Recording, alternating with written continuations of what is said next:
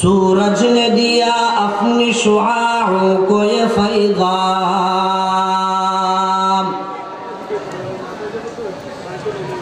सूरज ने दिया अपनी शुआओं को ये फैज़ान। दुनिया गया जब वो चीज़ को भी सुबह को भी शाम। मुद्दत से तुम आवारा हो फन्हाए फिज़ा में, मुद्दत से तुम आवारा हो फन्हाए फिज़ा में। बढ़ती ही चली जाती है बेमहराए अय्याम। अल्हम्दुलिल्लाह नहमदुहु व नस्तईनुहु व नस्तगफिरुहु व नु'मिनु बिही व नतवक्कलु अलैहि।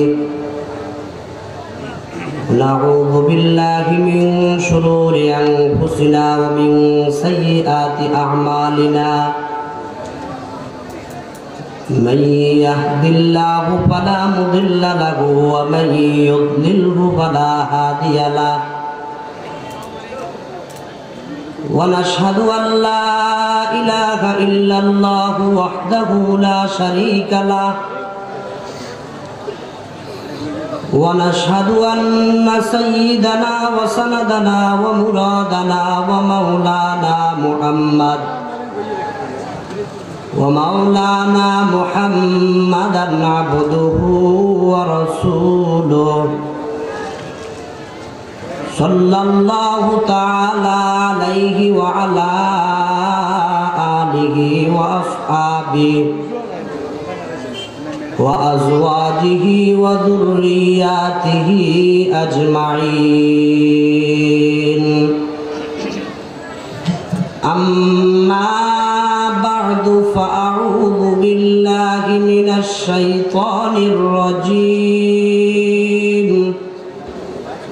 बिस्मिल्लाहिर्रहमानिर्रहीम।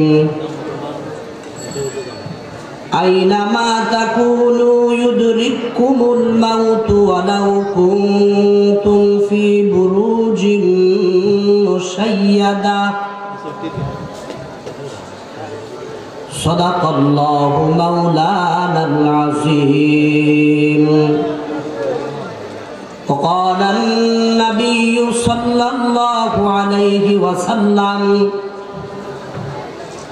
تحفة المؤمن الموت أو كما قال عليه الصلاة والسلام।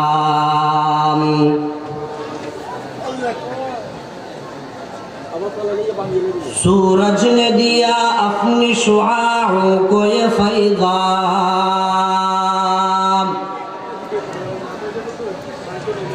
सूरज ने दिया अपनी शुआओं को ये फैज़ान।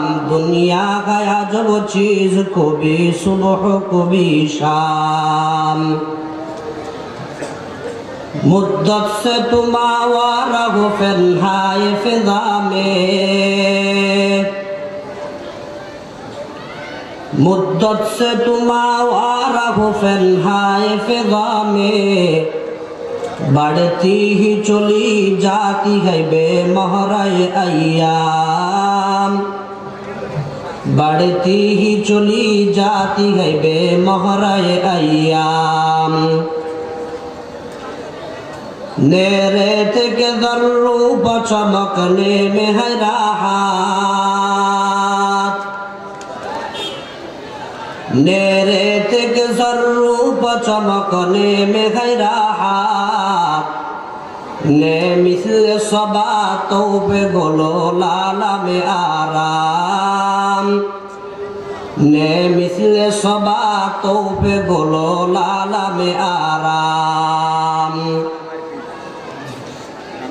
फिर मेरी तजल्ली खुदाए दिल में समा जाओ,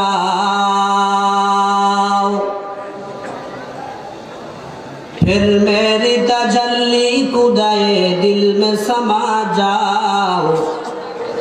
छोड़ो चमनतानो बयाबानो दरुबाम, छोड़ो चमनतानो बया ثوبان محترم المقام واجب الاحترام حضرات علماء کرام برادران ইসলাম সমাবেত মুরব্বিয়ান আযম যুবক ভাইরা পর্দার আড়ালে অবস্থানরত পর্দানিশী সম্মানিতা মা বোনেরা মহান আল্লাহ রাব্বুল আলামিনের দরবারে লাখো কোটি শুকরিয়া আদায় করছি যে আল্লাহ রাব্বুল আলামিন আমাদেরকে আজ 2 জানুয়ারি 2025 ইংরেজি সনে পশ্চিম বালুকিয়া কালিদহ জামিয়া ইমদাদুল উলুম মাদ্রাসা ও এতিমখানার 20তম বার্ষিক আজিমুস শান ওয়াজ ও দোয়ার মাহফিলের সমাপনী পর্যায়ে সমাপনী অধিবেশনে আমাদেরকে আসার বসার 2-4টা কথা বলার আর শোনার মতো তৌফিক দান করেছেন। আমরা ওই মহান রব্বুল আলামিনের দরবারে শুকর আদায় করি, বলি আলহামদুলিল্লাহ। সম্মানিত হাজিরিন, সকাল 9টা থেকে আলোচনা শুরু হইয়া এখন রাত্র প্রায় 10:30টার উপরে। দিন থেকে আপনারা আলোচনা শুনতে শুনতে এক পর্যায়ে কাহিল হয়ে গেছেন। বড়দের মধ্য থেকে আল্লামা মুফতি শহীদুল্লাহ দামাত বারাকাতুহুম, হযরত মাওলানা হাফেজ আব্দুর রহমান নাজিরপুর, হযরত মাওলানা আবুল কাসেম সাহেব মহিপাল এতক্ষণ পর্যন্ত বয়ান করেছিলেন। আজকের মাহফিলের প্রধান মেহমান হযরত মাওলানা মুফতি আব্দুল মান্নান উসমানী খুলনা। এভাবে আমাদের বড়রা বয়ান করেছেন। ওনাদের বয়ানের পরে আমি নগণ্যের বয়ানের আর কোনো প্রয়োজন নাই, যদিও আমার বয়ানের সময় আরো আগে ছিল। কারণে আমার বয়ান এতক্ষণ পর্যন্ত দীর্ঘায়িত হয়েছে। তো আমি আমার আলোচনার শুরুতে আপনাদের কাছে একটু আরজ করব, যতক্ষণ আমার কথা চলে ততক্ষণ আপনারা একটু ধৈর্যের সাথে বসবেন কিনা। শেষ বক্তা যিনি হন ওনার ভিতরে একটা পেরেশানি কাজ করে, কে জানি কখন উঠে হাঁটা ধরে। রাত বেশি হয় নাই, 10:30টা হয়েছে।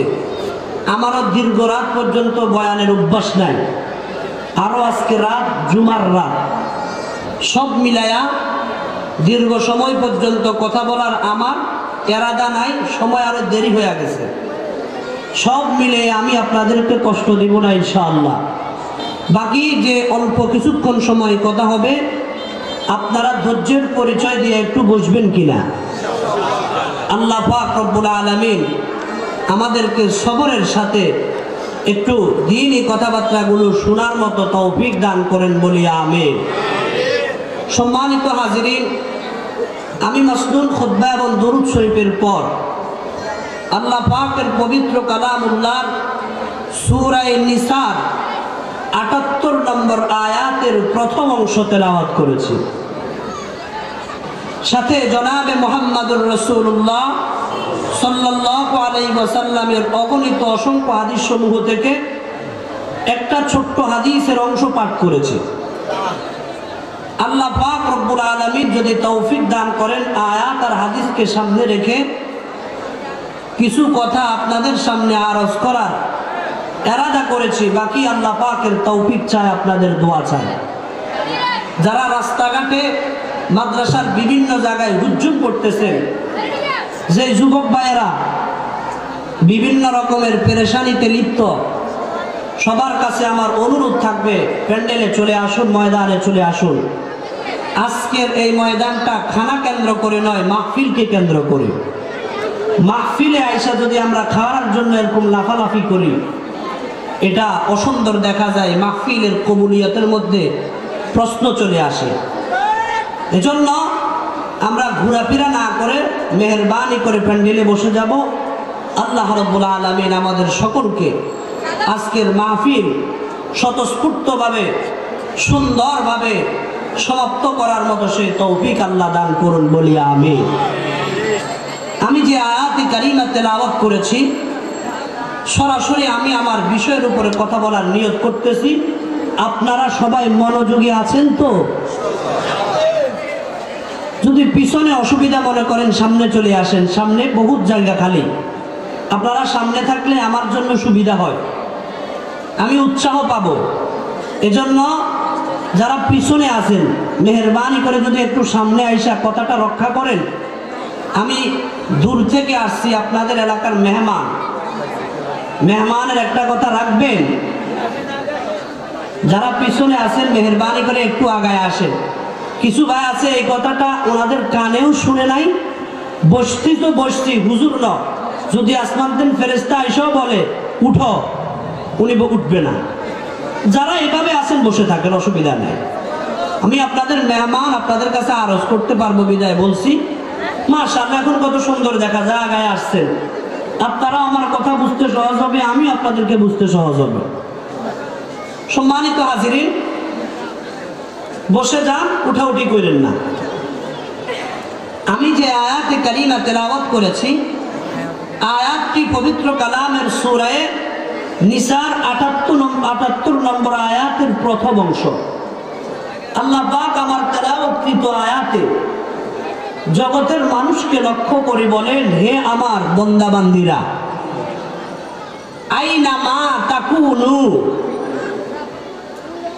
তোমরা দুনিয়ার জীবন পাওয়ার পরে এই যে হায়াত পাইছো, এই হায়াতের ভিতরে তুমি যেথায় থাকো,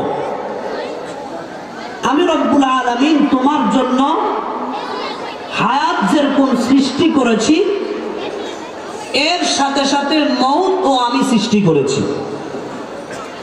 হায়াত বা জীবন যেমন আল্লাহর সৃষ্টি, মৃত্যু এটাও কার সৃষ্টি? আল্লাহর সৃষ্টি। আল্লাহ পাক বলেন, হায়াত নামক নিয়ামত দেওয়ার পরে তোমরা এত খুশি হইও না যে তোমারে মরতে হবে না। হায়াতের লিমিট যখন শেষ হয়ে যাবে,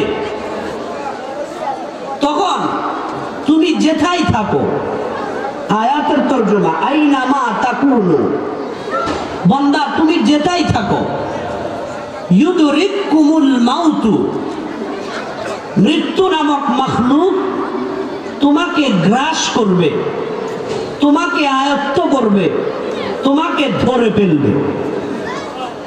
আমাকে আপনাকে যেমন হায়াত দেওয়া হয়েছে, ঠিক তেমনি ভাবে মৃত্যু নামক মাখলুক আমার আপনার কাছে আসবে কি আসবে না? আল্লাহ পাক এরপরে বলেন, দুনিয়ার হায়াত পাইয়া হয়তো তুমি আনন্দে আত্মহারা, মরবা না এমন একটা প্ল্যান করেছ। এই প্ল্যানের মধ্যে এসে তুমি সুরম্য একটা অট্টালিকা তৈরি করেছ মৃত্যু থেকে বাঁচার জন্য। ওয়ালাউ কুনতুম ফি বুরুজিম মুশাইয়াদা, মৃত্যু থেকে বাঁচার জন্য তুমি যদি সুরম্য অট্টালিকাও তৈরি করো, এই অট্টালিকা তোমাকে বাঁচাইতে পারবে না। আমি রব্বুল আলামিন যেদিন তোমাকে ডাক দিব, এই মৃত্যু তোমাকে গ্রাস করবে, সেখান থেকে ধরে আমি রব্বুল আলামিনের কাছে নিয়ে তোমাকে হাজির করবে। বলেন, এই মৃত্যু থেকে বাঁচার কোনো সুযোগ আছে? আল্লাহ পাক রব্বুল আলামিন এই কথাটি পবিত্র কালামের সূরা নিসার ৭৮ নম্বর আয়াতে বলেছে।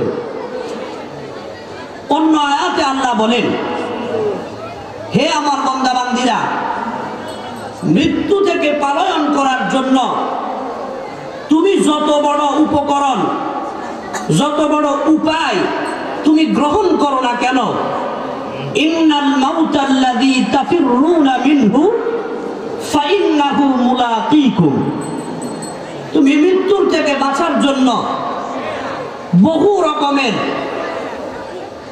সিস্টেম তুমি অবলম্বন করেছ, কিন্তু তুমি বাঁচতে পারবে না। এই মৃত্যু মুলাকীকুম, তোমার সাথে মুলাকাত করবে, তোমার সাথে সাক্ষাৎ করবে। আল্লাহু আকবার। আল্লাহ বলেন কুল্লু নাফসিন যায়িকাতুল মাউত সুম্মা ইলাইনা তুরজাউন। আল্লাহ পাক রব্বুল আলামিন আমাদেরকে লক্ষ্য করিয়া বলেন, হে জগতের মানব জাতি, কেন তোমাদের বুঝে আসে না? পৃথিবীতে যারই জন্ম হয়েছে, যারই জন্ম ছিল, তাকেই মৃত্যুবরণ করতে হবে। সুম্মা ইলাইনা তুরজাউন, মৃত্যুর পরে অন্য কোথাও না গিয়া তাকে আমার কাছেই ফেরত আসতে হবে। সুবহানাল্লাহ। আল্লাহ পাক রব্বুল আলামিন নবী আলাইহিস সালামকে লক্ষ্য করে বলেন, ইন্নাকা মাইয়িতুন ওয়া ইন্নাহুম মাইয়িতুন। হে আমার পয়গম্বর, আপনিও মারা যাবেন, আপনার উম্মত যারা সারা পৃথিবীর মধ্যে ছড়িয়ে ছিটিয়ে যে যেখানে আছে সবাইকে কিন্তু মরতে হবে। আরেক আয়াতের মধ্যে আল্লাহ বলেন, আফা ইন মিত্তা ফাহুমুল খালিদুন। নবী আপনি মারা যাবেন, তারা বেঁচে থাকবে তা হবে না। অর্থাৎ আপনিও মারা যাবেন, দুনিয়ার সমস্ত মাখলুকাত সবাই মারা যাবে, কেবল একজন বাকি থাকবে, ওনার নাম কুল্লু মান আলাইহা ফান ওয়া ইয়াবকা ওয়াজহু রাব্বিকা যুল জালালি ওয়াল ইকরাম। সবাইকে মৃত্যুবরণ করতে হবে, একক সত্তা, একক মালিক বাকি থাকবেন, তিনার নাম কে? আল্লাহ ছাড়া সবাইকে কি করতে হবে? মৃত্যুবরণ। ধনী বলেন, গরিব বলেন, কালো বলেন, সুন্দর বলেন, নারী বলেন, পুরুষ বলেন, ছোট বলেন, বড় বলেন, যত রকমের মাখলুকাত আছে, যার সময় যখন যাকে যখন নেওয়ার আল্লাহ পাকের ইচ্ছা, বলেন আল্লাহ পাকের ইচ্ছার বাহিরে তাকে দুনিয়াতে রাখার পৃথিবীর কোনো ক্ষমতা আছে? पंजे रोजा है ये सब दौलत तेरी, पंजे रोजा है ये सब दौलत तेरी, फिक्र में अब ना खो तो अपना जी। কবি ডাক দিয়া বলেন, তুমি দুনিয়ার এই চাকচিক্য দেখে মনে করিও না এই দুনিয়ার চাকচিক্য আমার কাছে চিরস্থায়ী, আমি চিরকাল এই চাকচিক্য নিয়ে থাকবো, আমাকে মরতে হবে না। এই ধোকার ভিতরে তুমি পড়িও না। তুমি এই কথা মনে করো তোমাকে একদিন এই দুনিয়া থেকে চিরতরে বিদায় নেয়া কবরের জগতে পাড়ি জমাতে হবে। কথা বলেন ঠিক না বেঠিক?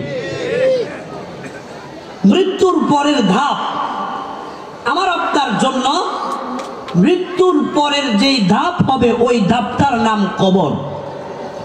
ওই ধাপটার কি নাম? কবর। এই কবরে যাওয়ার আগে মৃত্যু হবে।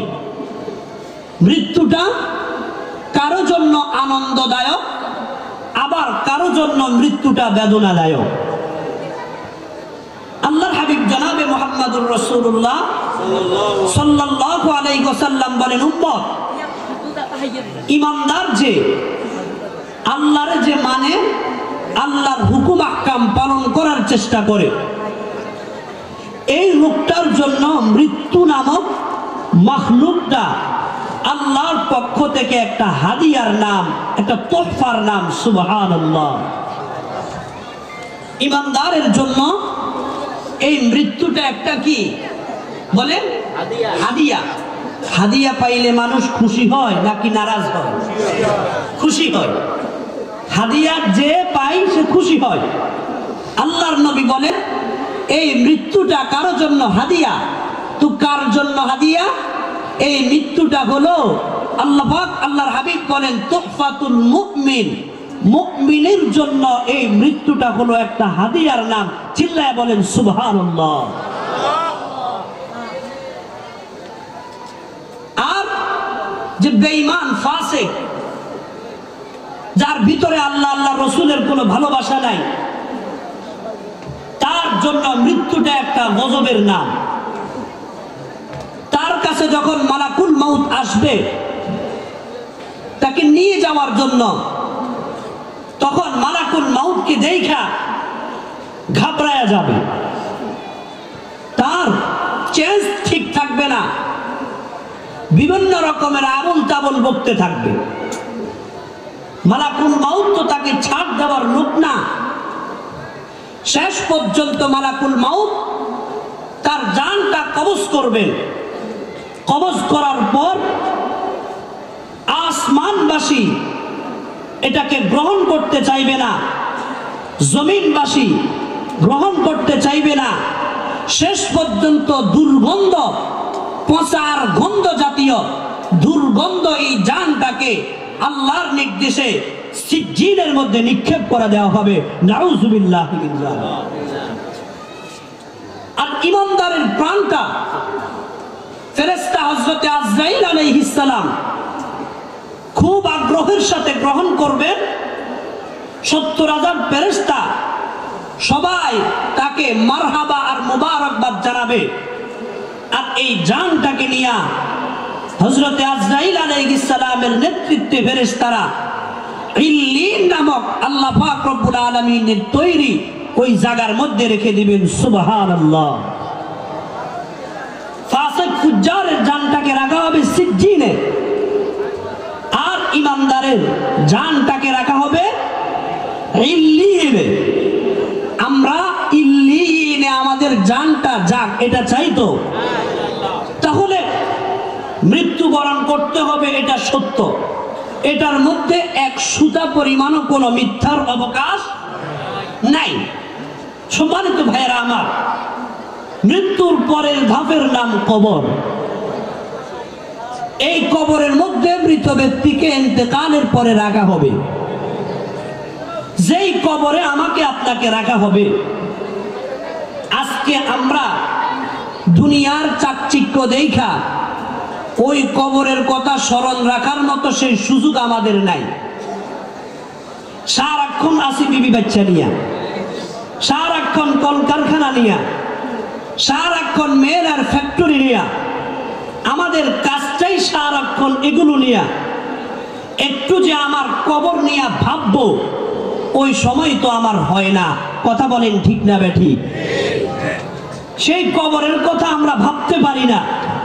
কিন্তু কবর আমাকে আপনাকে, কবর ভুলে না, কবর দৈনিক আমাকে আপনাকে 5 বার করিয়া স্মরণ করে।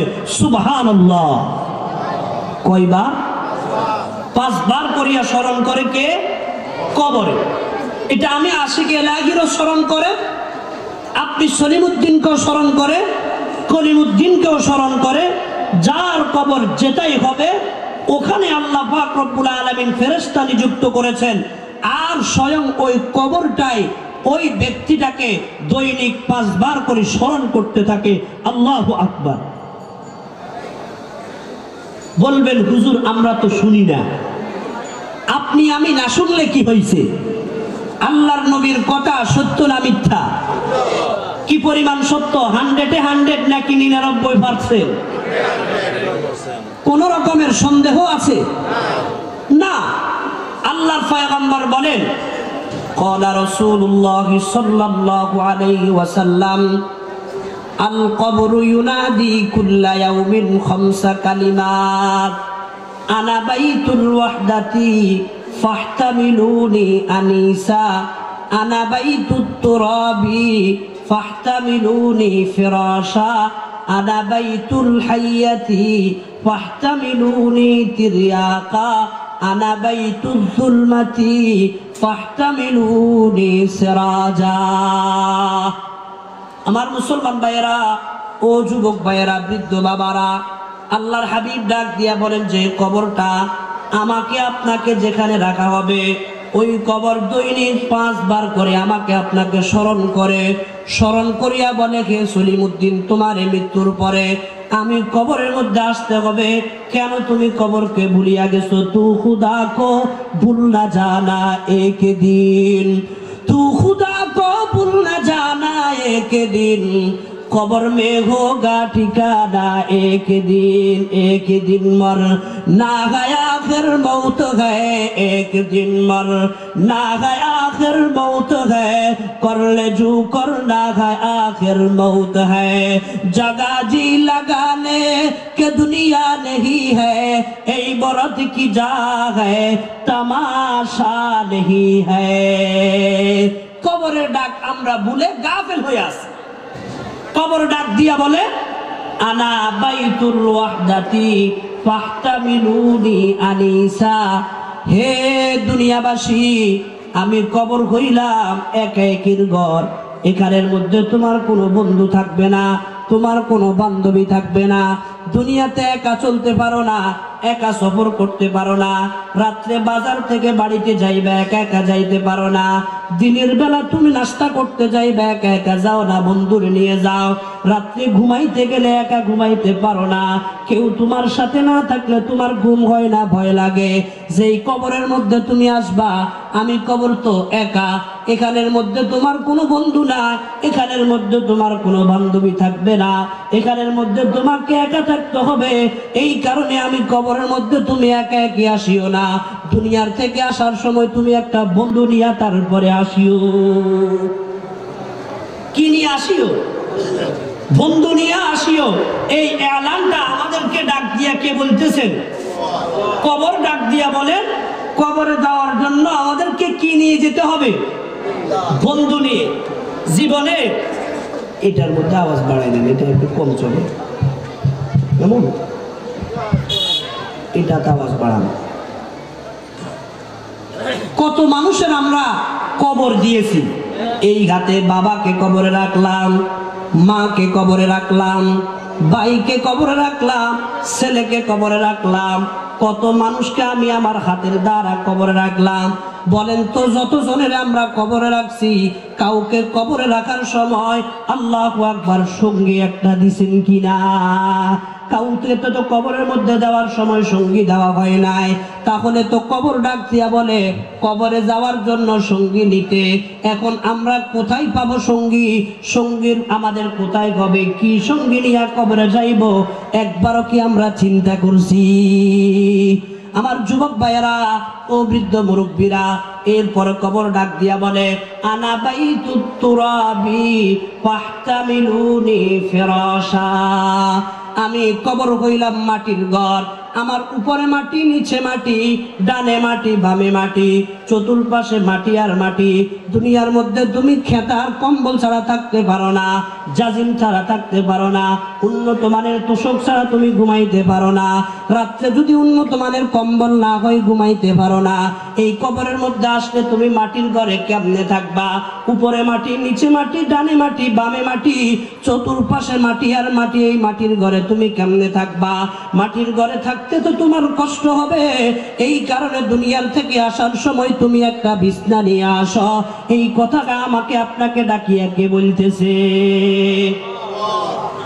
এরপরে কবর ডাক দিয়া বলে হে আল্লাহর বান্দা, দুনিয়ার থেকে তো আমার কবরের মধ্যে আসবা। এই কবরের মধ্যে তো সাপ বিচ্ছুর অভাব নাই। আল্লাহ পাক রব্বুল আলামিন এক একটা কবরের মধ্যে বেঈমানের জন্য, মুনাফিকের জন্য আল্লাহ পাক 99টা সাপের ব্যবস্থা রাখছেন। 99টা, 99 তিন্নিনান। আল্লাহর হাবিব ডাক দিয়া বলেন উম্মতেরা, আল্লাহ পাক রব্বুল আলামিন বেঈমান নাফরমানের কবরের মধ্যে 99টা সাপের ব্যবস্থা করেছে। লাউ আন্না তিন্নিনাম মিনহা নাফাখা ফিল আরদি মা আমবাতাত খাদিরা। এই সাপগুলো এত বিষাক্ত সাপ, এই সাপগুলা যদি একবার দুনিয়াতে একটা নিঃশ্বাস ফেলাইতো, কিয়ামত পর্যন্তর জন্য দুনিয়ার মধ্যে কোনো সবুজ ঘাস আর উঠতো না। কি পরিমাণ বিষাক্ত এই সাপগুলার মধ্যে! আল্লাহ পাক রব্বুল আলামিন ওই কবরের মধ্যে 99টা সাপের ব্যবস্থা করেছে। এই কারণে কবর ডাক দিয়া বলে আনা বাইতুল হাইয়াতি ফাহতামিলুনি তিরয়াকা, আমি কবর হইলাম সাপ বিচ্ছুর ঘর। এখানে আসলে তোমাকে সাপে কামড়াবে, বিচ্ছু তোমাকে দংশন করবে। সাপের কামড় আর বিচ্ছুর কামড় থেকে তুমি বাঁচতে গেলে দুনিয়ার থেকে একটা বিষ পাথর নিয়ে আসো, যাতে করে বিষ পাথরের মাধ্যমে সাপ আর বিচ্ছুকে তুমি তাড়াইতে পারো। আমি আমার মুরব্বীদের কাছে জানতে চাই, জীবনে কত মানুষকে কবরস্থ করেছেন? কয়জন মানুষের কবরের মধ্যে বিষ পাথর দিছেন? দিছেন কারো কবরে? আপনার কবরে কি দেওয়া হবে? তো? দেওয়া হবে না। তাহলে কবর তো ডাক দিয়া বলতেছে আমি সাপ বিচ্ছুর ঘর, আমার কাছে আসতে বিষ পাথর নিয়ে আসো, নইলে বিপদ আছে। কবর ডাক দিয়া বলে আমি একা একির ঘর, আমি মাটির ঘর, আমি সাপ বিচ্ছুর ঘর। এরপরে কবর বলে আনা বাইতুল যুলমাতি ফাহতামিলুনি সিরাজা। হে আল্লাহর বান্দা, আমি কবর হইলাম অন্ধকারের ঘর। দুনিয়াতে অন্ধকার ঘরে তুমি থাকতে পারো না। একটা মুহূর্তের জন্য কারেন্ট চলে গেলে কি অসুবিধা তোমার কাছে মনে হয়? মোমবাতি আছে, চেরাগ আছে, হারিকেন আছে, কারেন্টের লাইট আছে, সেটা না থাকলে সোলার আছে, কত রকমের উন্নত মানের ব্যবস্থা।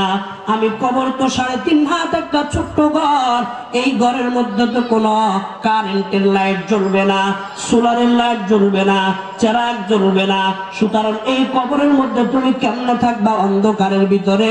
দুনিয়ার মধ্য থেকে আসার সময় একটা চেরাগ সঙ্গে করে নিয়ে আসো। ফাহতামিলুনি সিরাজা, আমি কবরের মধ্যে আসার সময় তুমি একটা চেরাগ নিয়ে আসো। কে বলতেছে? কিন্তু আমার আপনার খবর নাই, মনে করি আমি তো কবরে যাব না। ये चमन यूं ही रहेगा और हजारों बुलबुली, ये चमन यूं ही रहेगा और हजारों बुलबुली, अपनी अपनी बोलियां सब भूल कर उड़ जाएगी। यहाँ हम सब मुसाफिर है, कब्र आखिर ठिकाना, कोई आगे रवाना हो कोई पीछे रवाना। मुसाफिर हर कुजा बाशद वतन रायाद मीदारात, चुबुलबुल दर कफस बाशद चमन रायाद मीदारात।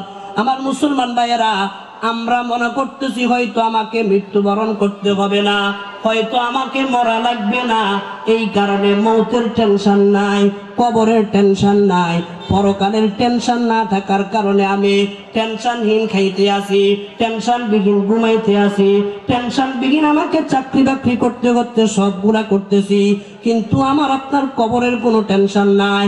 বলেন তো, দুনিয়াতে 100 রকমের চেষ্টা করলো এই দুনিয়ার মধ্যে থাকা যাবে নাকি যাইতে হবে? যাইতে হবে, থাকার কোনো সুযোগ নাই। এই প্রসঙ্গে থাকার কি কোনো সুরত আছে নাকি নাই?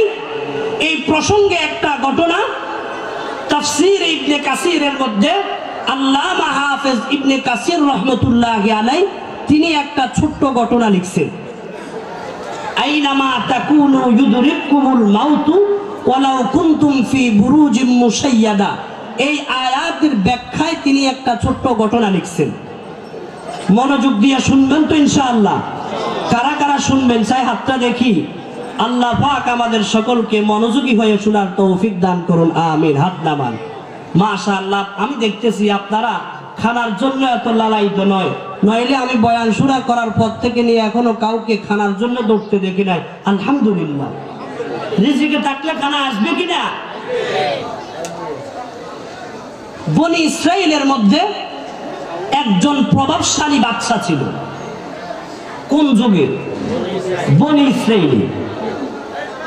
বাদশার টাকা পয়সার কোনো অভাব ছিল না, প্রভাব প্রতিপত্তির কোনো কমতি ছিল না, সব লাইনে আল্লাহ পাক রব্বুল আলামিন তাকে স্বাবলম্বী করেছেন।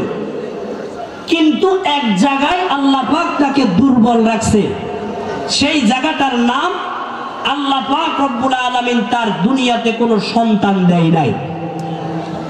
বলেন, একটা মানুষ যদি বিবাহ করার পর সন্তান না পায়, এটার মতো হাসরত, এটার মতো আফসোস আর কিছু আছে? নাই। এই বাদশার বয়স যাইতে যাইতে একদিন আর 2 দিন নয়, 70 বছর তার জীবন থেকে মাইনাস হয়ে গেছে। এখন তার কবরের ফালা। বাদশা চিন্তা করলো, আমি এত বড় রাজত্বের মালিক, এত টাকা পয়সার মালিক, এত প্রভাবের মালিক, কিন্তু আল্লাহ পাক আমাকে কোনো সন্তান দেয় নাই। এই সন্তান দুনিয়াতে বহু চেষ্টা করেছে, বহু ঔষধপত্র সেবন করেছি, কিন্তু আমি সন্তানের বাবা হতে পারি নাই। আজকে আমি দুনিয়ার কোন ডাক্তারের কাছে না চাইয়া সরাসরি মাওলায়ে কারীমের কাছে চাইব, দেখি মাওলায়ে কারীম আমার দিনের আশা পূরণ করে কিনা। ভোর রাত্রে ঠান্ডা পানি দিয়া উযু করে তাহাজ্জুদের মুসল্লার মধ্যে বসিয়া এবার কাঁদতে শুরু করেছে মালিকের কাছে, এলাহি ইয়া এলাহি ইয়া এলাহি গুনাহর দম দরবারে শাহি এলাহি আব দুকাল আসি আতাকা মুকিররম বিযুনুবি কদ্দাকা ফাইন তাগফির ফাআনতা লিযাকা হালুন ওয়া ইন তাতরুদ ফামা রাব্বুন সিওয়াকা। ইয়া আল্লাহ, দুনিয়ার কারো কাছে না গিয়া আমি একজন নগণ্য বান্দা তোমার দুয়ারে আসছি মাওলা। দুনিয়াতে অনেক কিছু দিয়েছ, কিন্তু আমাকে কোনো ছেলে সন্তান দান করো না। ইয়া আল্লাহ, এখানে আমি অপূর্ণাঙ্গ রয়ে গেলাম মাওলা, তোমার দুয়ারে আমি ভিক্ষা চাই, অন্তত আমার জীবদ্দশায় তুমি আমাকে একটা সন্তান দান করো। কার কাছে চাইছেন? আল্লাহর কাছে চায়া মানুষ ঠকে না, জিতে জিতে। আল্লাহ পাকের কাছে চায়া কেউ ঠকে না। আল্লাহ পাক তো এমন কাদের মতলব, এরকম কাদের মতলব, আল্লাহ পাকের কাছে যখন যেটা যে চায় আল্লাহ পাক তাকে খালি হাতে ফিরায় দেয় না। এটাই আল্লাহ পাকের সিস্টেম। জোরে বলি সুবহানাল্লাহ। तू वो कादिर है कि जो चाहे करे, तू वो कादिर है कि जो चाहे करे, जिसको चाहे दे जिसे चाहे न दे। तू वो दाता है कि देने के लिए दर तेरी रहमत के हर दम है खुले, दर तेरी रहमत के हर दम है खुले। আল্লাহ পাকের দরবার সব সময় খোলা। আল্লাহ পাকের দুয়ারে যখন বান্দা এভাবে হাত পাচ্ছে, আল্লাহ পাক রব্বুল আলামিন মুহূর্তের মধ্যে বাদশার মানুষ কামনা পূরণ করলেন। আল্লাহ পাক তার দোয়াটাকে কবুল করে নিলেন। সুবহানাল্লাহ। এই জন্য চাইতে হবে কার কাছে? ইদা সাআলতা ফাসআলিল্লাহ। আল্লাহর হাবিব বলেন, যখন চাইবা তো মালিকের কাছে চাও। বলো কারিমা বেবশায়ে বরহালেমা কে হাস্তন আসিরে কামান্দে হাওয়া নাদারি মে গায়রাস তু পর ইয়াদ রাস তুই আসিয়ারা খাতা বখশবাস নিগাহদার মারাজ রাগে খাতা খতা দর গুজারো সওয়াবান নুমা। ইয়া আল্লাহ, ও কারীম, ও দয়ালু খোদা, আমি তোমার একজন গুনাহগার বান্দা, তোমার দুয়ারে আসছি। গুনাহ করতে করতে আমার জীবনটাকে কলুষিত করে ফেলছি, কালো করে ফেলছি। এখন তোমার দরবার ছাড়া আমার বাঁচার কোনো রাস্তা নাই। আল্লাহ, তোমার দুয়ারে আমি বলতেছি, দয়া করে তোমার রহমতের চাদর দিয়া আমাকে তুমি আবৃত করে নাও। বান্দা আল্লাহর কাছে চাইতে দেরি, আল্লাহ পাক তার আশা পূরণ করতে দেরি হয় না। সুবহানাল্লাহ। মুসলমান ভাইয়েরা আমার, আজকে আমরা চাইতে পারি না মালিকের কাছে। খাজা বাবার কাছে দৌড়ি, এর মালিক শাহের কাছে দৌড়ি, মাইজ ভান্ডারির কাছে দৌড়ি, আমিন ভান্ডারির কাছে দৌড়ি। আল্লাহর দুয়ারে না চাইয়া বিভিন্ন বাবাদের দরবারে দরবারে ঘুরি। এই কারণে আমাদের হাত ক্ষয় হয়ে যায়, জীবন নষ্ট হয়ে যায়, আমাদের দিনের আশা পূরণ হয় না। চাইতে হবে কার কাছে? এই বাদশা এবার আল্লাহর কাছে যখন চাইছেন, আল্লাহ পাক রব্বুল আলামিন তার দিনের আশাটাকে পূরণ করে নিলেন। পূরণ করিয়া কিছুদিনের ভিতরে আল্লাহ পাক রব্বুল আলামিন ওই বাদশার স্ত্রীটাকে হামেলা গর্ভবতী বানায়া দিছে। সুবহানাল্লাহ। বয়স কত বছর? 70-এর ঊর্ধ্বে। বলেন তো, 70-এর ঊর্ধ্বে ওই সময়ে গর্ভবতী হওয়া এটা কি সহজ ব্যাপার না কঠিন ব্যাপার?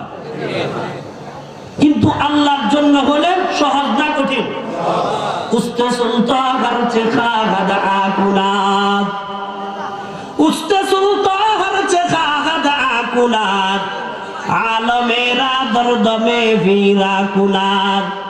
হস্তে সুলতান নি মুসাল্লাম মরউরা, হস্তে সুলতান নি মুসাল্লাম মরউরা, নিস্তে কসরা জাহরায়ে চুয়া চারা, তরফাতুল আইনে জাহা বরহম জনাদ কসনমি আরদ के आजादम जनात आके बामर गे हवा माही देगात आके बामर गे हवा माही देगात बंदेगारा दौलत शाही देहात सब কিছুর ক্ষমতা কার হাতে সব কিছু দিয়ে দেওয়ালা কাদের মতলব কে আল্লাহ পাক রব্বুল আলামিন মুহূর্তের মধ্যে বাদশার স্ত্রীকে গর্ভবতী বানায়া দিয়েছে বাদশার স্ত্রী গর্ভবতী হওয়ার পরে কিছুদিন যাইতেছে হঠাৎ করে যাইতে 6 মাস চলে গেছে 6 মাস চলে যাওয়ার পরে একদিন বাদশা তার স্ত্রীর কাছে আসছে আয়েশা বলে প্রিয়তমা আমার তোমাকে একটা দিনের কথা বলতাম স্ত্রী বলে বলেন না স্বামী ডাক দিয়া বলে স্ত্রী গো তোমাকে আমি কত মহব্বত করি এই কথা শোনার পরে তুমি আর কান্নাকাটি করতে পারবা না হাই হুতাশ করতে পারবা না স্ত্রী ডাক দিয়া বলে স্বামী আমার কি কথা এবার স্বামী ডাক দিয়া বলে স্ত্রী গো আমার শরীরের যে কন্ডিশন শরীরের যে অবস্থা মনে হয় আমি দুনিয়াতে আর বেশি দিন বেঁচে থাকবো না দুনিয়াতে আমার বাঁচার আর সময় নাই মনে হয় আমি মারা যাব এই কথা শোনার সঙ্গে সঙ্গে স্ত্রী কান্না শুরু করেছে কাঁদতে কাঁদতে বেদিশা এক পর্যায়ে যখন হুঁশে আসছে এবার স্বামী ডাক দিয়া বলে স্ত্রী গো যদি আল্লাহ পাক আমাকে দুনিয়া থেকে নিয়ে যায় তুমি কান্নাকাটি করেও রাখতে পারবা না দুনিয়ার কেউ আমাকে রাখতে পারবে না এই কারণে কাঁদিয়া কোনো লাভ নাই এখন বলো তোমার দিলের মধ্যে কোনো তামান্না কোনো আকাঙ্ক্ষা আছে কিনা স্ত্রী ডাক দিয়া বলে স্বামী আমার একটা আকাঙ্ক্ষা আপনার কাছে আমি উপস্থাপন করতেছি আপনার যদি ইন্তেকাল হয়ে যায় আপনার ইন্তেকালের পরে আমার সেবা কে করবে আমার শুশ্রূষা কে করবে আমাকে কে দেখাশোনা করবে এই বিষয়টা আপনি একটু নিশ্চিত করেন এবার স্বামী ডাক দিয়া বলে তুমি কি চাও স্ত্রী বলে স্বামী আমার একটা ছোট্ট বালক আপনি নির্ধারণ করে দেন এই বালক সারাক্ষণ আমার খেয়াল রাখবে আমার খোঁজ খবর রাখবে ঘরের সামান্য কোনো কাজকর্ম করতে গেলে যেন এই ছোট্ট বালকের দ্বারা আমি করতে পারি এই কারণে একটা 12-14 বছরের একটা বালক আপনি আমার জন্য নির্ধারণ করে দেন এই আকাঙ্ক্ষা কার কাছে স্বামীর কাছে স্বামী সাধারণ ব্যক্তি না একজন বাদশা বলেন তো এটা পূরণ হওয়ার মতো না অপূরণীয় পূরণ হওয়ার মতো বাদশা সঙ্গে সঙ্গে সিংহাসনে চলে গেলেন এলান করে দিলেন আমার জন্য 12-14 বছরের একটা বালক দরকার যেই বালক আমার স্ত্রীর কাজকর্মগুলা সুন্দরভাবে সম্পন্ন করতে পারবে তোমরা একটা বালক আমার জন্য দেখো মুহূর্তের মধ্যে এলানটা ছড়িয়ে পড়লো কিছুক্ষণের মধ্যে বাচ্চার জন্য একটা সুন্দর সুশ্রী বালককে নিয়ে আসা হলো বাচ্চা যখন এই সুশ্রী বালকটাকে দেখলেন এই বালকটার হাত ধরে স্ত্রীর কাছে নিয়ে গেলেন স্ত্রীর কাছে নিয়ে বলে স্ত্রী আমার এটাকে 1 সপ্তাহ তুমি ওয়েটিং এ রাখো 1 সপ্তাহ পর্যন্ত দেখাশোনা করো এই বাচ্চাটা দ্বারা তোমার কাজকর্মগুলা হবে কিনা স্ত্রী এই বাচ্চাটাকে নিয়ে সরল সংসার করতে আসে আল্লাহু আকবার 1 সপ্তাহ যখন অতিবাহিত হয়েছে স্বামীকে ডাক দিয়া বলে স্বামী আমার অসুবিধা নাই এই বাচ্চা আমার কাজকর্মগুলা করতে পারে তাকে আপনি নিয়োগ দিয়ে দেন স্বামী এই বাচ্চাটাকে নিয়োগ দিয়া দিল নিয়োগ দিয়ে দেওয়ার কিছুদিন পরে আল্লাহ পাক রব্বুল আলামিনের ইচ্ছা লিকুল্লি উম্মাতিন আজাল ইযা জাআ আজালুহুম লা ইস্তাখিরুনা সাআতান ওয়া লা ইস্তাকদিমুন আল্লাহ পাকের ইচ্ছা এই বাচ্চার দুনিয়াতে বাঁচতে পারবে না কিছুদিন পরে বাচ্চার ইন্তেকাল হয়ে গেছে বাচ্চা দুনিয়া থেকে চলে গেছে এখন এই স্ত্রীর হামেলার বয়স মাত্র 6-7 মাস হইছে আস্তে আস্তে সময়গুলা অতিবাহিত হইতেছে অতিবাহিত হইতে হইতে এক পর্যায়ে 10 মাস 10 দিন যখন শেষ হইছে আল্লাহ পাক আজকে ওই স্ত্রীর গর্ভ থেকে দুনিয়াতে যেই বাচ্চাটা দেওয়ার ইরাদা করেছেন বাচ্চাটা দুনিয়াতে আসবে এই মহিলা সকালবেলা এই ছেলেটাকে ডাক দিয়া বলে কে আমার ছেলে এদিকে আসো তুমি একটু ঘরের বাহিরে যাও বাহিরে যাইয়া আমার জন্য একটু গরম কিছু নিয়ে আসবা আর একটা দাত্রীর ব্যবস্থা করবা দাত্রী একটা নিয়ে আসবা আর গরম একটু আগুনের আঙ্গার নিয়ে আসবা এই কাজের জন্য তুমি একটু বাহিরে যাও যখন মনিবা এমন কথা তাকে বলছে মনিবার কথা রক্ষা করার জন্য দেরি না করিয়া সঙ্গে সঙ্গে এই বালকটা দৌড় দিল গেটের অপর পাশে পাশে যখন যাইতেছে, আল্লামা হাফেজ ইবনে কাসির রাহমাতুল্লাহি আলাইহি লেখেন, সঙ্গে সঙ্গে এই বালকটা দেখতে পেল গেটের অপর পাশে একটা বুড়া মুরব্বী, মাথার মধ্যে একটা পাগড়ি আছে, হাতের মধ্যে একটা লাঠিও আছে, গায়ের মধ্যে একটা জুব্বাও আছে। এই বুড়া মুরব্বীটা সঙ্গে সঙ্গে ছেলেটার জামা টেনে ধরে ফেলছে, ধরিয়া বলে, কে বালক, যতক্ষণ পর্যন্ত তুমি আমার কয়েকটা তথ্য না শুনবা ততক্ষণ পর্যন্ত তোমাকে আমি যেতে দিব না। এই বালক ডাক দিয়া বলে, চাচা আমাকে আজকের জন্য ক্ষমা করেন, এই মুহূর্তে আপনার কথা শোনার জন্য আমার সময় নাই, আমার শর্ট সময়, আমাকে কাজ করতে হবে। বৃদ্ধ মুরব্বী বলে, না না, হবে না, যতক্ষণ পর্যন্ত তুমি আমার কয়েকটা কথা না শুনবা ততক্ষণ পর্যন্ত আমি তোমাকে যেতে দিব না। ছেলে বারবার চেঁচামেচি করেছে চাচার থেকে ছাড় পাওয়ার জন্য, কিন্তু চাচার নাছোট বন্দা তাকে ছাড়ে নাই। এক পর্যায়ে চাচাকে ডাক দিয়া বলে, চাচা কি বলতে চান একটু বলেন না। এবার চাচা ডাক দিয়া বলে, কে আমার ভাতিজা, তোমাকে কয়েকটা তথ্য দেওয়ার জন্য আমি এখানে আসছি। এক নম্বর তথ্য তুমি শুনো, তুমি যে মহিলার বাচ্চার জন্য দৌড় দিয়েছ, যদি দাত্রী তুমি নাও আনো, আল্লাহ পাক রব্বুল আলামিন দাত্রী ছাড়া তোমার মনিবার গর্ভ খালাস করে দিবে। সুবহানাল্লাহ। আল্লাহ পারে কি পারে না? আল্লাহ ইচ্ছা করলে দাত্রীর প্রয়োজন আছে? নাই, এটা আল্লাহ পাকের নিজাম। প্রথম তত্ত্ব হলো দাত্রী ছাড়া এই বাচ্চাটা দুনিয়াতে চলে আসবে। দ্বিতীয় তত্ত্ব হলো বাচ্চাটা একটা কন্যা সন্তান হবে, কন্যা সন্তান। তৃতীয় তত্ত্ব হলো এই বাচ্চাটা অত্যন্ত লাবণ্যময় হবে, সুন্দর চেহারার অধিকারী হবে, সুশ্রী হবে।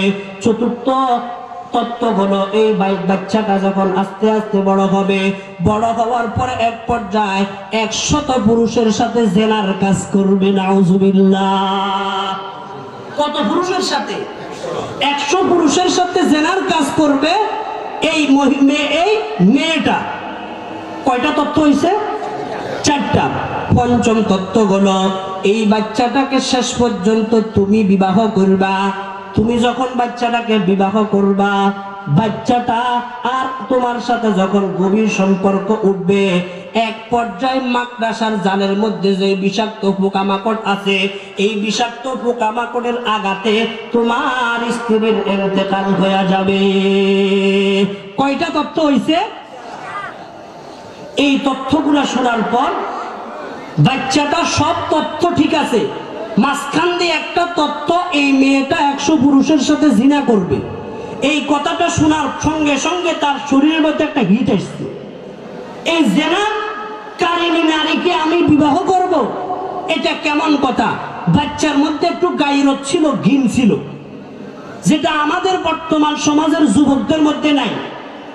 যেই যুবক যেই মেয়ের সাথে সেটিং করে, মোবাইলের মাধ্যমে হোয়াটসঅ্যাপে মেসেঞ্জারে গিয়া বিভিন্ন নামে বিভিন্ন মেয়েদের সাথে কথা বলে, ও যুবক লিখে রাখো, যে মেয়ের সাথে তুমি অবৈধ কর্মকাণ্ডে লিপ্ত আছো, এই মেয়েটা আরেকজন ছেলের সাথে এভাবে লিপ্ত আছে, যেটা তোমার খবর নাই। তুমি মনে করো ফেনীর আশপাশে যত পার্ক আছে, এই পার্কের মধ্যে মেয়েটাকে নিয়ে শুধু তুমিই ঘুরো।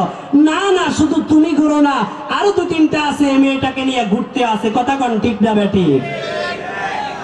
কিন্তু আমাদের বেলাজা, আমরা বেশরম, আমাদের লজ্জা শরম বলতে কিচ্ছু নাই। যত আগাছা, যত নোংরা নারী, এদেরকে শুধু চামড়া সুন্দর হলেই মনে হয় যেন আসমানের তারকা। না, চামড়া সুন্দর হলেই আসমানের তারকা মনে করেন না, চরিত্র সুন্দর আছে কিনা এটা দেখার দরকার আছে না নাই? ও যুবক ভাইয়েরা, এই জন্য চরিত্রবান মেয়ে খুঁজুন, চরিত্রবান মেয়ে দেখে বিবাহ করার চেষ্টা করুন। আল্লাহ পাক রব্বুল আলামিন সহায় হোক, বলি আমিন। ছেলেটার এবার মেজাজ গরম হয়ে গেছে। ছেলেটা মেজাজ গরম করে ঘরের ভিতরে ঢুকছে, আর দাত্রীর জন্য যায় নাই। ভিতরে যাইয়া দেখতে আছে, আল্লাহু আকবার, ওই মুরব্বী যেই কথা বলছে দাত্রী ছাড়াই বাচ্চা হয়ে যাবে, বাচ্চা হয়ে গেছে। দ্বিতীয় তথ্য দিয়েছে কন্যা সন্তান হবে, কন্যা সন্তানে পাইছে। তৃতীয় তত্ত্ব ছিল মেয়েটা অত্যন্ত সুশ্রী হবে, সুশ্রীও পাইছে। যখন সবগুলা তত্ত্বের সাথে মিল দেখতেছে, এবার ছেলেটার মেজাজ গরম হয়ে গেছে। ছেলেটা চিন্তা করে এই মেয়েটা 100 পুরুষের সাথে জেনা করিয়া আবার আমি তাকে বিবাহ করব, হতে পারে না। আমি মেয়েটাকে মেরে ফেলবো, মেয়েটাকে মারিয়া শেষ পর্যন্ত আমি এই মেয়ের থেকে আলাদা হয়ে যাইব। কোন নোংরা মেয়েকে আমি বিবাহ করতে রাজি না। এই ঘিন ছেলের দিলের মধ্যে জন্ম নিয়েছে। এই কারণে ছেলে সারাক্ষণ একটা ছুরি নিয়া, লম্বা একটা ছুরি নিয়া বাড়িতে বাড়িতে হাঁটে। কোন একটা সুযোগ সন্ধানে রয়েছে, সুযোগ পাইলে মেয়েটাকে হত্যা করবে। এইভাবে যাইতে যাইতে 6 মাস অতিবাহিত হয়ে গেছে। আল্লামা হাফেজ ইবনে কাসির রাহমাতুল্লাহি আলাইহি লেখে 6 মাস যখন অতিবাহিত হইতেছিল, একদিন এই মেয়েটার মা ছেলেটাকে লক্ষ্য করিয়া বলে, হে ছেলে, আমি আমার মেয়েটাকে তোমার হাওয়ালা করে একটু বাহিরে যাচ্ছি, ঘরের কিছু কাজকর্ম আছে, এটা বাহির থেকে সারাইতে হবে, তুমি আমার মেয়েটার দিকে লক্ষ্য রাখো। ছেলেটি বলতেছে, এটাই আমার জন্য একটা সুবর্ণ সুযোগ। এই কথা বলে ছেলের হাতের মধ্যে যেই ছুরি ছিল, এই ছুরিটা মেয়ের কাছ পর্যন্ত আনিয়া এই বুক থেকে নিয়া নাভি পর্যন্ত পুরা বুকটাকে ছিঁড়ে মেয়েটাকে রক্তের সাগরের মধ্যে রাইখা ছেলে আর এলাকার মধ্যে থাকে নাই, এই এলাকা থেকে পলায়ন করে অন্য দেশের মধ্যে ছেলে চলে গেছে। মেয়ের মা যখন ঘরে আসছে, মেয়ে এই আলত দেখিয়া তাড়াতাড়ি ডাক্তারখানায় নিয়ে গেছে। ডাক্তারখানায় নিয়ে যাওয়ার পরে ডাক্তার তার ট্রিটমেন্ট করেছে। এক পর্যায়ে মেয়েটাকে, যে মেয়ের হায়াত থাকার কথা ছিল না, আল্লাহ পাক রব্বুল আলামিন মৃত থেকে তাকে আবার জিন্দা করে দিলেন। সুবহানাল্লাহ। পারে কি পারে না? এই ছেলে তো আর দেশে নাই, অন্য দেশে চলাফেরা করতেছে, অন্যের কাজ করতেছে। কাজ করতে করতে এক পর্যায়ে এই ছেলেটি অনেক টাকার মালিক হয়ে গেছে।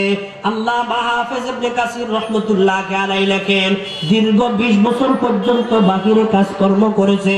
অন্য রাষ্ট্রে কাজকর্ম করার পরে অনেক টাকার যখন মালিক হয়ে গেছে, এই টাকাগুলা নিয়ে আবার নিজের দেশে আগমনের চেষ্টা করেছে। নিজের দেশেও চলে আসছে। আসার পরে যার কাছে টাকা আছে, বলেন তো তার লাই লস্করের অভাব আছে না নাই? টাকা যেদিকে আমরাও সেদিকে, যে চেয়ারম্যানের টাকা আছে আমরা তার দিকে। যেহেতু আমার চা খাওয়াইতে পারে, আমরা তো চায়ের কাছে বিক্রি হই। কথা কোন ঠিক না বেঠি?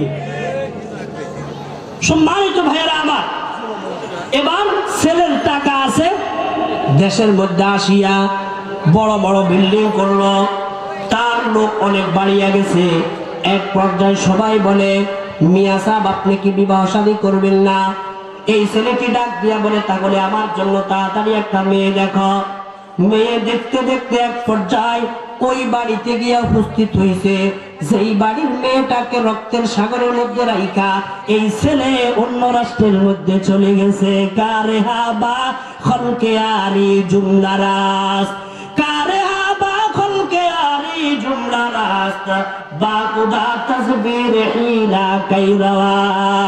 আল্লাহ পাক যা ইচ্ছা করেন সেটাই হবে, আমি আপনি যা ইচ্ছা করি তা হবে না। এই ছেলেটার জন্য মেয়ে খোঁজ করতে করতে ওই বাড়ি পর্যন্ত যখন পৌঁছাইছে, তার লোকেরা যখন মেয়ের মার সাথে কথাবার্তা হয়েছে, এক পর্যায়ে মেয়ের মা রাজি হয়ে গেছে মেয়েটাকে দেওয়ার জন্য। মেয়েটার সাথে তার বিবাহ হয়ে যাওয়ার জন্য দিন তারিখ নির্ধারিত হয়েছে। দিন তারিখ হওয়ার পর এক পর্যায়ে বিবাহ হয়ে গেছে। বিবাহ হয়ে যাওয়ার পরে স্বামী আর স্ত্রী একই কামরার মধ্যে থাকে। বলেন তো মোহাব্বত আছে না নাই? ওয়াজআলা বাইনাকুম মাওয়াদ্দাতাও ওয়া রাহমা। আল্লাহ পাক রব্বুল আলামিন বলেন, স্বামী আর স্ত্রীর মধ্যে আমি আল্লাহ আলাদা একটা মোহাব্বতের সম্পর্ক তৈরি করে দিয়েছি। সুবহানাল্লাহ। এবার স্বামী স্ত্রীকে ছাড়া থাকতে পারে না, স্ত্রী স্বামীকে ছাড়া থাকতে পারে না, সারাক্ষণ তাদের মধ্যে একটা মোহাব্বত আছে। এক পর্যায়ে একদিন দুপুর বেলা ছেলেটি বাহির থেকে যখন রুমের ভিতরে ঢুকতেছে, হঠাৎ করে মেয়েটির বুকের দিকে তার নজর পড়ল। দেখা গেল পুরা বুকটার মধ্যে একটা বিশাল বড় কাটার চিহ্ন দেখা যায়। ছেলে ডাক দিয়ে বলে, স্ত্রী আমার, তোমার বুকের মধ্যে এই কাটার দাগ কিসের? স্ত্রী ডাক দিয়া বলে, স্বামী আমার, এত কথা বলার দরকার নাই।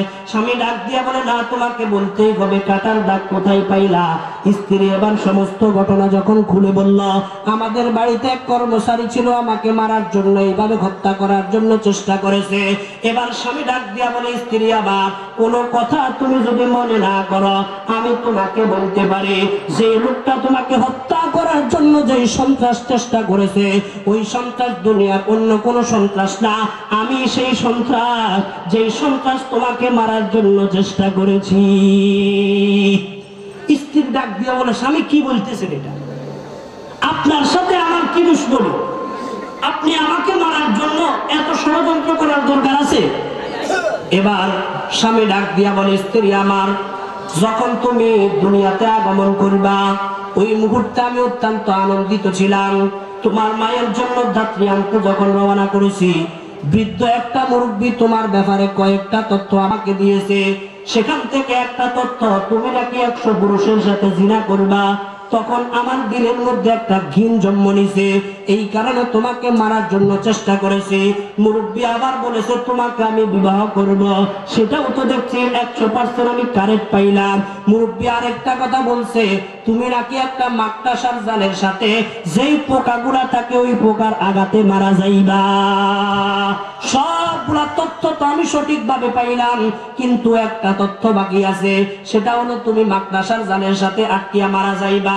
কিন্তু তোমাকে আমি এই মাকড়াসার জালের ওই যে পোকামাকড় আছে, এগুলোর দ্বারে কাছেও যাইতে দিব না। তোমাকে আমি রক্ষা করব, যেন এমন ঘরের মধ্যে আমরা থাকবো, যেই ঘরের মধ্যে মাকড়াসা আসতে পারে না, মাকড়াসা জাল বুনতে পারে না। তাহলে কি করতে হবে? বহুতল বিশিষ্ট একটা ভবন করতে হবে, যেই ভবনের মধ্যে আল্লাহু আকবার, কোন মাকড়াসা জাল বুনতে পারবে না। স্বামী বলতেছে, একটা বহুতল বিশিষ্ট কি করতে হবে? বিল্ডিং তৈরি করতে হবে। টাকা আছে তো? মুহূর্তের মধ্যে কাজ শুরু হয়ে গেছে এবং বিল্ডিং তৈরি হয়ে গেছে।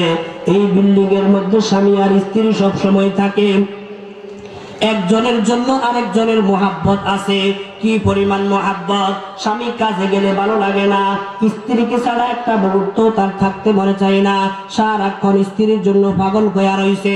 একদিন দুপুর বেলা স্ত্রী কাজকর্ম সারিয়া যখন রুমের মধ্যে আসছে, হঠাৎ করে দেখতে পাইল সেখানের মধ্যে একটা মাকড়াসা জাল বুনিয়া রাখছে। এই মেয়েটার গায়ের মধ্যে আসছে একটা রাগ। রাগ আসার সঙ্গে সঙ্গে ফুলের ঝাড়ু নিয়া যেই মুহূর্তে এই মাকড়াসার জালের উপরে আঘাত করেছে, সেখান থেকে একটা বিষাক্ত পোকা আসিয়া এই মেয়েটাকে একটা আঘাত করলো, কামড় দিল। আর এই আঘাতের সঙ্গে, কামড়ের সঙ্গে সঙ্গে মেয়েটা সেখানের মধ্যে দুনিয়ার থেকে চিরতরে বিদায় নিয়া পরকালের যাত্রী হয়ে গেছে। আমার মুসলমান ভাইয়েরা, আল্লামা হাফেজ ইবনে কাসির রাহমাতুল্লাহ আলাইহি এই ঘটনা বলে আমাদেরকে বুঝাইতে চান, ও মহিপালের মানুষেরা, ও বালুকার মানুষেরা, যারা আমরা আজকে আছি, দুনিয়াতে কিছু আমরা থাকতে পারবো না। এই দুনিয়া একটা আল্লাহ পাক রব্বুল আলামিন তৈরি করেছেন আমাদের ইমতিহানের জন্য, এই জায়গার মধ্যে থাকার জন্য না। আমরা থাকতে পারবো না, আমাদেরকে এখান থেকে ছাড়িয়ে চলে যেতে হবে। যার যেদিন সময় আসে, সময় আসার পরে আমাকে এখান থেকে চলে যাইতে হবে। মৃত্যুর মাধ্যমে কবরের যাত্রী হইয়া আমাদেরকে কবরে যাইতে হবে, কি হবে না?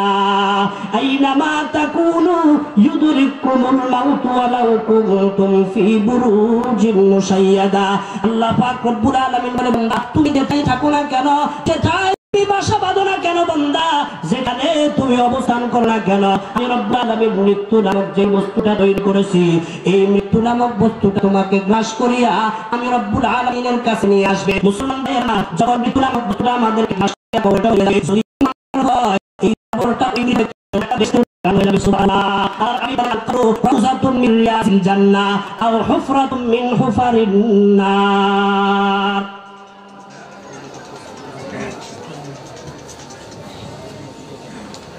আল্লাহর পয়গম্বর বলেন, আল কবরু রাউযাতুম মিন রিয়াজিল জান্নাহ। হে উম্মতের নরনারীরা, কবর কবর কারো জন্য জান্নাতের বাগান হবে। কার জন্য জান্নাতের বাগান হবে? যে লোকটা দুনিয়াতে আল্লাহ আল্লাহর রাসূলকে মানছে, 5 ওয়াক্ত নামাজ ওয়াক্ত মতো আদায় করেছে, রোজা রাখছে, দান সদকা করেছে, আল্লাহ ওয়ালাদের সাথে সম্পর্ক রাখছে। আজকে তো আমাদের নামাজের সাথে সম্পর্ক নাই, আমাদের রোজার সাথে সম্পর্ক নাই, নেককারদের সাথে আমাদের সম্পর্ক নাই, সারাক্ষণ বদকারদের আড্ডায় খানায় আছি। যত বদকার, যত মদখোর, গাঁজাখোর, ইয়াবাখোর, যত রকমের আজে বাজে আর ফালতু লোক আছে তাদের সাথে আমাদের সম্পর্ক। মোবাইলের মাধ্যমে কত রকমের গুনাহ আমাদের চলতেছে। একটা বারের জন্য আল্লাহ পাককে স্মরণ করার আমাদের সময় হয় না। কথা কোন ঠিক না বেঠিক? যখন মৃত ব্যক্তিকে কবরের মধ্যে রাখা হবে, এই মৃত ব্যক্তি আল্লাহ আল্লাহর রাসূলকে মানিয়া যায়, কবরের মধ্যে যখন তাকে রাখা হবে তখন আল্লাহর হাবিব বলে, দুইজন ফেরেশতা কবরের মধ্যে আসবে, আহাদুহুমা আল মুনকারু ওয়াল আখারু আন নাকির। একজনের নাম মুনকার আর একজনের নাম নাকির। এই দুজন নাকিরের মধ্যে আসিয়া তাকে বসাবে, বসাই জিজ্ঞাসা করবে প্রথম